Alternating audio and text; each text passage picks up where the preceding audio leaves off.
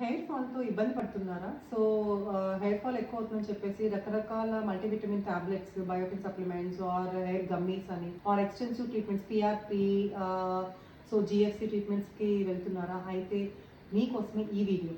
నమస్తే, నేను మీ డాక్టర్ నిష్ఠారెడ్డి, కన్సల్టెంట్ ఎండోక్రైనాలజిస్ట్. ఎక్కువ కామన్గా నేను ఓపీడీలో చూస్తున్నాను, బోత్ గర్ల్స్ కానివ్వండి, అబ్బాయిలు కానివ్వండి, అమ్మాయిలు కానివ్వండి, కామన్గా వినే కంప్లైంట్ హెయిర్ ఫాల్. సో మనము హెయిర్ ఫాల్కి ఏదైనా కూడా ట్రీట్మెంట్స్కి వెళ్ళే ముందు అండర్లైన్ రూట్ కాజ్ ఏదైనా ఉందా అనేది తెలుసుకోవాలి. సో ఆ కాజ్ని ట్రీట్ చేయకుండా మీరు ఎన్ని మల్టీవిటమిన్స్ తీసుకున్నా, ఎన్ని ఎక్స్టెన్సివ్ పిఆర్పీస్ జిఎస్సీస్కి వెళ్ళినా కూడా మీకు 100% రిజల్ట్ అయితే రాదు.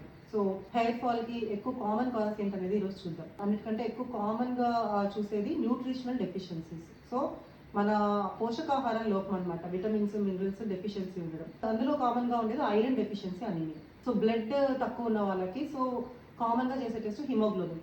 బట్ కొంతమందికి హిమోగ్లోబిన్ నార్మల్ ఉన్నా కూడా ఐరన్ స్టోర్స్ అనేది లోపం ఉండొచ్చు వాళ్ళకి. సో నాట్ ఓన్లీ హిమోగ్లోబిన్, ఫెరిటిన్స్ అనేది కూడా మనం చెక్ చేసుకోవాలి, ఐరన్ స్టోర్స్ కూడా. సో అండ్ నెక్స్ట్ కామన్గా చూసేది vitamin B12 and vitamin D deficiencies.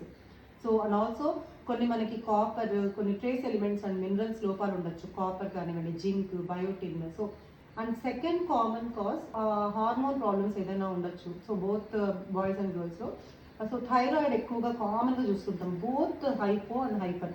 So low thyroid కానివ్వండి, హైపర్ థైరాయిడ్, హై థైరాయిడ్లో కూడా మనకి హెయిర్ ఫాల్ అనేది, హెయిర్ పల్చనవ్వడం, జుట్టు ఎక్కువ రాలిపోవడం అనేది కామన్గా చూస్తుంటాం. అండ్ నెక్స్ట్ కామన్ కాజ్ అమ్మాయిలు అయితే PCOS. సో అండాశయంలో చిన్న చిన్న నీటి బుడగలు ఏర్పడతాయి. సో వీళ్ళకి ఏమవుతుంది, మేల్ హార్మోన్స్, టెస్టోస్టెరాన్ అనేది ఎక్కువ ఎక్సెస్ అవ్వడం వల్ల అన్వాంటెడ్ ఫేషియల్ హెయిర్, స్కాల్ప్ నుంచి హెయిర్ ఫాల్ అనేది ఎక్కువగా చూస్తుంటాం. ఇంకా మనకి PCOD కాకుండా కొన్ని రేర్గా అడ్రినల్ ట్యూమర్స్, ఓవేరియన్ ట్యూమర్స్ కూడా ఉండొచ్చు. Rare cause Cushing syndrome. So cortisol అనేది ఎక్సెస్ రిలీజ్ అవ్వడం, అందులో కూడా మనకి ఎక్సెస్ ఆండ్రోజన్స్ అవ్వడం వల్ల కూడా మనకి హెయిర్ ఫాల్ చూస్తుంటాం. And uncontrolled diabetes mellitus. So high sugars, long standing diabetes. Recent గా ఒక 3 months లో ఏదైనా వైరల్ ఫీవర్స్ కానివ్వండి, సో సమ్ సిక్నెస్ ఉంది మనకి ఎవరికైనా, సో ఇల్నెస్ ఉంది అంటే రికవరీ ఫేజ్లో చాలా హెయిర్ ఫాల్ చూస్తుంటాం. సో ఆ టైంలో మనము మంచిగా ప్రోటీన్ డైట్, సప్లిమెంట్స్ తీసుకుంటే మనకు ఆ హెయిర్ ఫాల్ని తగ్గించుకోవచ్చు. అండ్ వన్స్ రికవరీ ఫేజ్ అయిపోయిన తర్వాత హెయిర్ ఫాల్ అనేది గ్రాడ్యువల్గా తగ్గుతుంది. సైకలాజికల్ స్ట్రెస్ ఉన్నా కూడా, ఆర్ నిద్ర తక్కువ ఉండడం, ల్యాక్ ఆఫ్ సఫిషియన్సీ, మన బాడీ తగినంత ప్రోటీన్ అందకపోవడం, డైట్లో ప్రోటీన్ తక్కువ ఉండడము, ఎస్పెషల్లీ ఇప్పుడు ఎక్కువగా వెయిట్ లాస్ డైట్స్ అని డైట్, కీటో డైట్స్. సో వీటిలో ఏమవుతుందంటే ప్రోటీన్ చాలా తగ్గించేస్తారు. And also pregnancy. So pregnancy period and also post delivery తర్వాత, పోస్ట్ పార్టమ్ పీరియడ్ అంటాం, ఒక 6 months డెలివరీ తర్వాత, ఆ టైంలో కూడా చాలా హెయిర్ ఫాల్ అనేది చాలా కామన్గా చూస్తుంటాం. నథింగ్ టు వరీ, మీరు ప్రాపర్ కేర్ తీసుకొని ప్రోటీన్ ఇంప్రూవ్ చేసుకోండి అండ్ మల్టీవిటమిన్ సప్లిమెంట్స్ ఆ ఫేజ్లో తీసుకున్న తర్వాత, డెలివరీ తర్వాత మీకు హెయిర్ ఫాల్ అనేది తగ్గిపోతుంది. అండ్ ఆల్సో డ్రగ్స్, కొన్ని డ్రగ్స్, మందులు వాడడం, like chemotherapy, cancer history, chemotherapy agents or immunomodulators. And next genetic.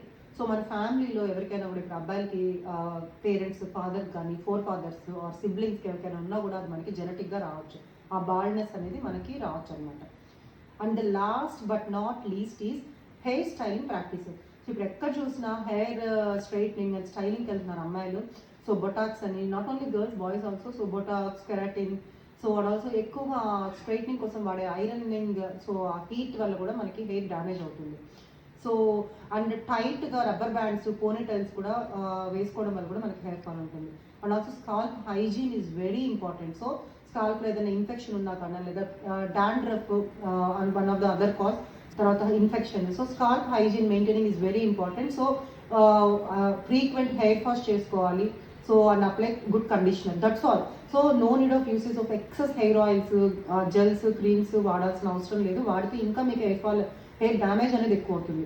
So ఎవరికైనా కూడా ఎక్కువ హెయిర్ ఫాల్ అవుతుంది అంటే, what is the cause for your hair fall? Better you know that, better try to treat that underlying cause and also change your lifestyle practices. So have more of water, more of fresh fruits and vegetables. So take adequate protein in your diet and maintain proper sleep. Thank you.